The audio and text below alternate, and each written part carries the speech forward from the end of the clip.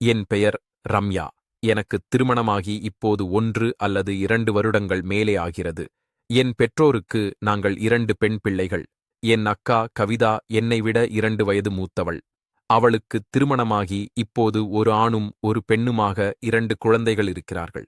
நானும் என் கணவர் சந்தோஷும் இப்போது தனியாக ஒரு வாடகை வீட்டில் வசித்து வருகிறோம். என் மாமனார் மாமியார் இருவரும் மதுரையில் இருக்கிறார்கள். என் அக்கா கோயம்புத்தூரிலேயே இருக்கிறாள். நாங்கள் இப்போது தனியாக இருப்பதால் தினமும் இரவு கணவன் மனைவியாக மிக நெருக்கமாகவும் மகிழ்ச்சியாகவும் இருப்போம். உண்மையைச் சொல்லப்போனால் என் கணவரை விட எனக்குத்தான் அந்த விஷயத்தில் ஆர்வம் அதிகம். நான் தினமும் அவரை தனிமையில் அழைக்காமல் எனக்கு தூக்கமே வராது. ஒரு நாள் கூட நாங்கள் அந்த சந்தோஷம் இல்லாமல் உறங்கியதே இல்லை. பல நாட்கள் என் கணவரை நான் 2வது முறை கூட தாம்பத்தியத்திற்கு அழைப்பேன். ஆனால் அவரோ, என்னால் முடியாது ரம்யா, எனக்கு தூக்கம் வருகிறது, வேலைப்பளுவில் உடல் மிகவும் களைப்பாக இருக்கிறது என்று கூறிவிட்டு படுத்து தூங்கிவிடுவார். இதில் வருத்தமான விஷயம் என்னவென்றால், திருமணமாகி 1 வருடம் ஆகியும் எனக்கு இன்னும் கருத்தரிக்கவில்லை. எங் அம்மாவுக்கு இது பெரிய கவலையாக இருக்கிறது. என் அக்காவுக்கு திருமணமாகி ஓராண்டுக்குள் பெண் குழந்தை பிறந்துவிட்டது. அடுத்த 1½ வருடத்தில் ஆண் குழந்தையும் பிறந்துவிட்டது. இப்படி இருக்கையில் எனக்கு மட்டும் இன்னும் குழந்தை இல்லை என்பது எங் அம்மாவை மிகவும் வாட்டுகிறது. அதேபோல் என் மாமியாரும் இதையே பேசி பேசி வருத்தப்பட்டார். டாக்டரிடம் போய் காட்டலாமா என்று என் அம்மா கேட்டார். ஆனால் நாங்கள் போகவே இல்லை. இப்படி இருக்கையில் என் அக்காவின் கணவர் மாமா ஒரு நாள் போன் செய்தார். நாளை உன் ஊருக்கு ஒரு வேலை விஷயமாக வருகிறேன், அக்கா வரவில்லை, நான் மட்டும்தான் வருகிறேன் என்றார். மறுநாள் என் அக்கா கணவர் சொன்னது போலவே வீட்டிற்கு வந்தார். காலையில் டிபன் சாப்பிட்டுவிட்டு அவர் வேலை விஷயமாக வெளியே சென்றார். நான் வர மாலை ஆகிவிடும் என்று சொல்லிவிட்டு போனார். அன்றைய தினம் பார்த்து என் கணவர் எதிர்பாராத விதமாக மதியமே வீட்டிற்குச் சாப்பிட வந்துவிட்டார். என்னங்க திடீரென்று மதியம் வந்திருக்கீங்க என்று கேட்டேன். அதற்கு அவர், இல்லை ரம்யா, அலுவலகத்தில் ஒரு அவசர வேலை, என்னை இப்போதே வெளியூர் செல்லச் சொல்லிவிட்டார்கள், அதனால்தான் துணிகளை எடுத்துக்கொண்டு போக வந்தேன் என்று கூறிவிட்டு அவசரமாகச் சாப்பிட்டுவிட்டு புறப்பட்டார். கிளம்பும்போதே அவர் சொன்னார், மாமா வந்தால் அவரை தங்கிவிட்டுப் போகச் சொல், அவர் வந்தபோது நான் அவரோடு பேசக்கூட இல்லை, உடனே அனுப்பிவிட்டால் சங்கடமாக இருக்கும், அதனால் இன்று இரவு தங்கிவிட்டு நாளை போகச் சொல் என்று கூறிவிட்டு புறப்பட்டார். மாலை வருவதாகச் சொன்ன என் மாமா இரவு 8 மணிக்குத்தான் வந்தார். வந்தவுடனேயே, நேரமாகிவிட்டது, நான் இப்போதே கிளம்புகிறேன் என்றார். அப்போதுதான் நான் அவரிடம் சொன்னேன், என்ன மாமா இப்படிச் சொல்றீங்க, இவ்வளவு நேரம் கழித்து ஊருக்குப் போனால் எப்போது போய்ச் சேருவீர்கள்? உங்கள் மச்சான் கூடச் சொல்லிட்டுப் போயிருக்கிறாரு, உங்களை தங்கிவிட்டுப் போகச் சொல்லி. ஏற்கனவே பயணக்களைப்பில் இருப்பீங்க, இப்போ போனால் உடம்பு இன்னும் வலிக்கும், நாளை காலை நிதானமாகப் போய்க் கொள்ளலாம் என்று கூறி அவரை வற்புறுத்தி இருக்க வைத்தேன். என் கணவர் அலுவலக வேலையாக வெளியூர் சென்ற விஷயத்தையும் உங்களை பார்க்க முடியவில்லையே என்று அவர் வருத்தப்பட்டதையும் மாமாவிடம் சொன்னேன். சிறிது நேரம் யோசித்த மாமா, சரி ரம்யா, நீ சொல்வதும் சரிதான், இப்போதே லேட் ஆகிடுச்சு, நான் தங்கிட்டே போறேன் என்று சம்மதித்தார். இந்த விஷயத்தை அக்காவுக்கும் போன் செய்து சொன்னார். அவளும், சரிங்க, தங்கிட்டு நாளைக்கு வாங்க என்று சொல்லிவிட்டாள். இரவு உணவு முடித்த பிறகு மாமா சோஃபாவில் உட்கார்ந்து டிவி பார்த்துக் கொண்டிருந்தார். நான் அவரிடம், மாமா, டீ அல்லது காஃபி ஏதாவது வேணுமா என்று கேட்டேன்.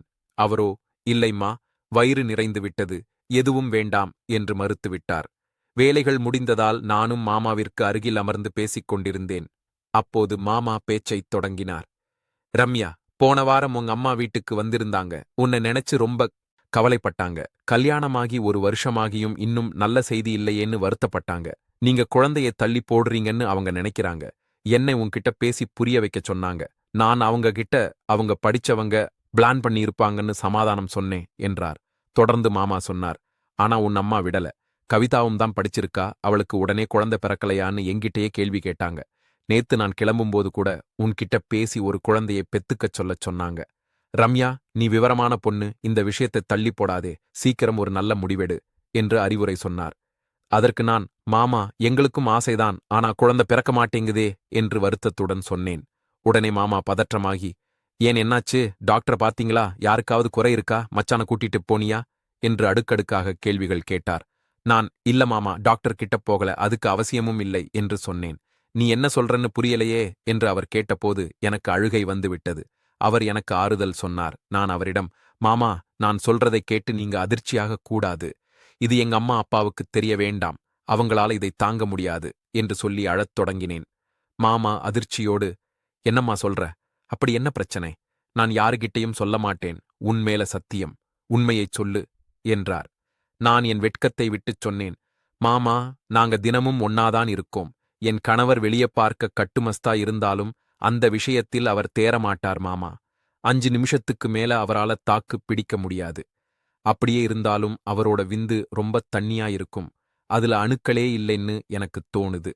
நான் நெட்ல தேடிப் பார்த்தப்ப அணுக்கள் குறைவா இருந்தால்தான் அப்படி இருக்கும்னு போட்டிருந்தது. அவரை ஹாஸ்பிட்டல் கூப்பிட்டாலும் வரமாட்டேங்கிறார். உங்களுக்கு ஆண்மை இல்லைன்னு அவர் மனசை உடைக்க எனக்கு தைரியமில்லை. அவர் அன்பானவர், அவரை நோகடிக்க எனக்கு விருப்பமில்லை மாமா என்று கதறி அழுது அவர் தோளில் சாய்ந்தேன். அவர் என் கண்ணீரை துடைத்து ஆறுதல் சொன்னார். அப்போது நான் அவரிடம் ஒரு விபரீதமான வேண்டுகோளை வைத்தேன். மாமா, தப்பா எடுத்துக்காதீங்க. இந்த ஊரு வாயை அடைக்க நீங்க நினைச்சா எனக்கு உதவ முடியும். நீங்க நினைச்சா எனக்கு ஒரு குழந்தையை கொடுக்க முடியும் என்றேன். இதைக் கேட்ட மாமா நிலைகுலைந்து போனார். என்ன பேசுற ரம்யா? இப்படிப்பட்ட எண்ணம் உனக்கு வரக்கூடாது. இது உன் அக்காவுக்குச் செய்கிற துரோகம். நான் இங்கே இருக்கிறது தப்பு, இப்போதே கிளம்புகிறேன் என்று கூறிவிட்டு தன் உடைமைகளை எடுத்துக்கொண்டு வெளியேற முயன்றார். அப்போது நான் மாமாவை நான் எவ்வளவோ தடுத்துப் பார்த்தேன். ஆனால் என் அக்கா கணவர் பாண்டியன், வேண்டாம் வித்யா, நான் இப்போதே கிளம்புகிறேன்.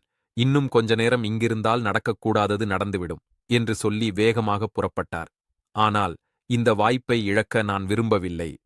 எப்படியாவது இன்று இவருடன் இருந்து நான் கருத்தரிக்க வேண்டும் என்று உறுதியாக இருந்தேன்.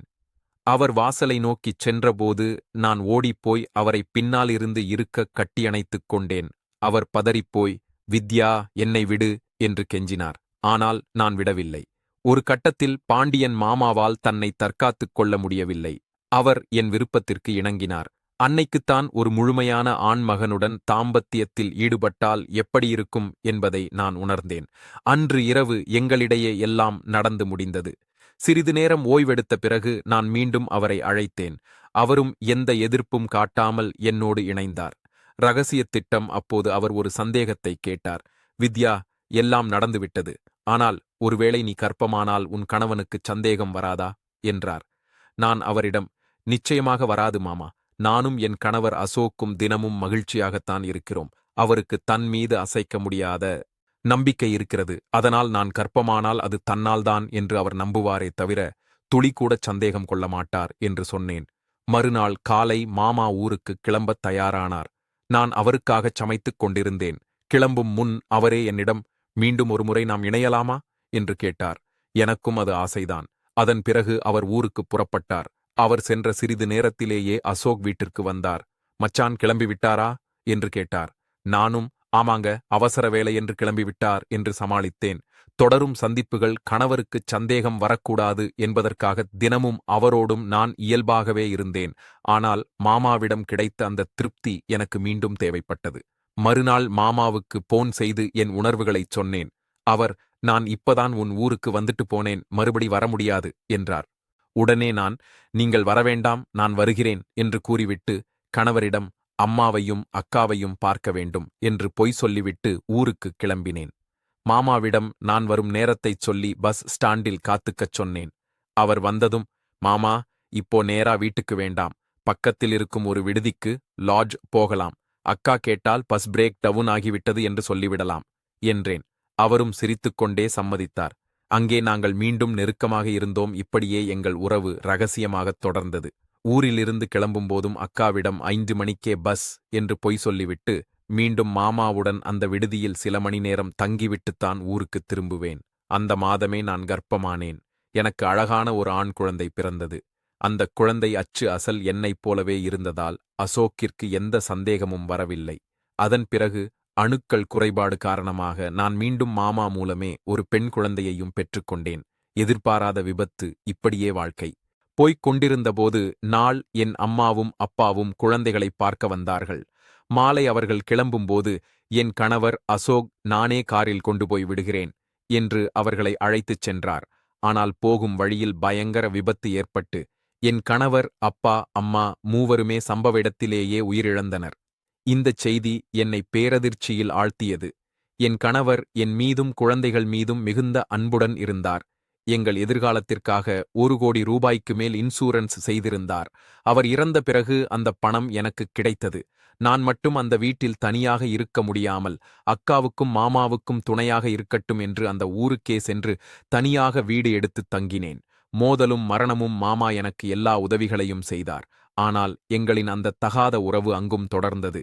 மாமா என் வீட்டிலேயே அதிக நேரம் இருப்பது அக்கா சுமதிக்குச் சந்தேகத்தை ஏற்படுத்தியது.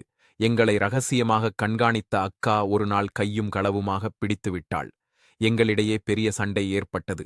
ஒரு நாள் ஆத்திரத்தின் உச்சத்துக்கே சென்ற அக்கா ஒரு கட்டையை எடுத்து, இந்த கால் இருக்க போய்த்தானே என் தங்கை வீட்டுக்கு ஓடுறீங்க என்று கத்திக்கொண்டே மாமாவின் காலை அடித்து உடைத்து விட்டாள்.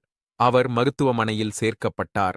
நான் அவரை பார்க்கச் சென்றபோது அக்கா என்னுடன் கடுமையாகச் சண்டையிட்டாள். கால் குணமான பிறகு, மாமா, நாம் மணம் செய்து கொள்வோம் என்றார். நான் சம்மதித்தேன்.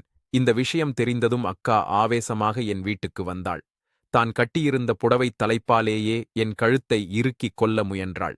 தற்காப்புக்காகப் போராடிய நான் அதே புடவையை எடுத்து அவளது கழுத்தில் சுற்றி இறுக்கினேன். ஆத்திரத்தில் நான் செய்த அந்த செயலால் அக்கா அங்கேயே துடிதுடித்து உயிரிழந்தாள். நான் பதறிப்போய் அழுதேன். போலீசார் வந்து என்னை கைது செய்தனர். மாமாவுக்கும் இதற்கும் சம்பந்தம் இல்லை என்று தெரிந்ததும் அவரை விடுவித்தனர். தற்போது என் 2 குழந்தைகளும் அக்காவின் 2 குழந்தைகளும் தாய் இல்லாமல் தவிக்கிறார்கள். நான் சிறையில் கம்பி எண்ணிக்கொண்டிருக்கிறேன். ஒரு தவறான உறவு எப்படி ஒரு குடும்பத்தையே அழித்துவிட்டது என்பதற்கு என் வாழ்க்கையே சாட்சி. என்னோட சேனலை மறக்காம சப்ஸ்கிரைப் செய்து பக்கத்தில் இருக்கும் பெல் பட்டனை ஆன் செய்து கொள்ளுங்கள். உங்கள் நண்பர்களுக்கு ஷேர் செய்தால் எனக்கும் நல்லது.